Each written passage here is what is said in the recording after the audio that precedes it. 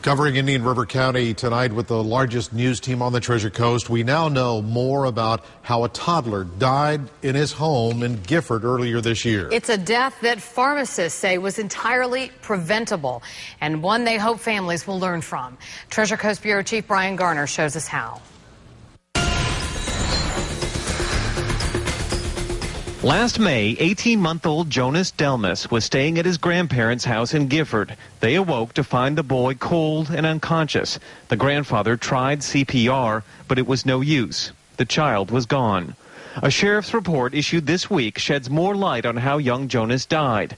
Near his body, investigators found an open prescription bottle for Roxanol, a brand-name painkiller that contains morphine. It belonged to the boy's grandmother. Jonas died of acute toxicity. He consumed 6 to 7 times the lethal amount of morphine. It's really tragic and really unnecessary. Ed Perkins has worked as a pharmacist in Vero Beach over 25 years. He says too many families don't take necessary precautions to safeguard their prescription drugs.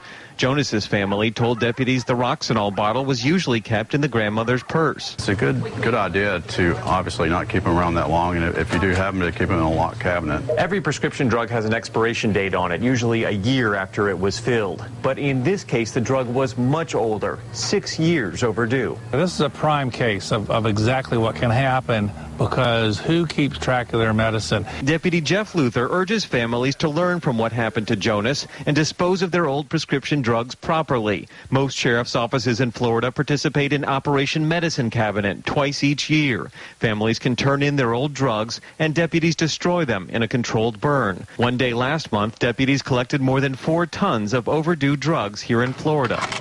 Deputies and pharmacists say locking up prescriptions and turning in old ones is the best way for families to make sure these drugs don't fall into the wrong hands. In Vero Beach, Brian Garner, WPTV News Channel 5.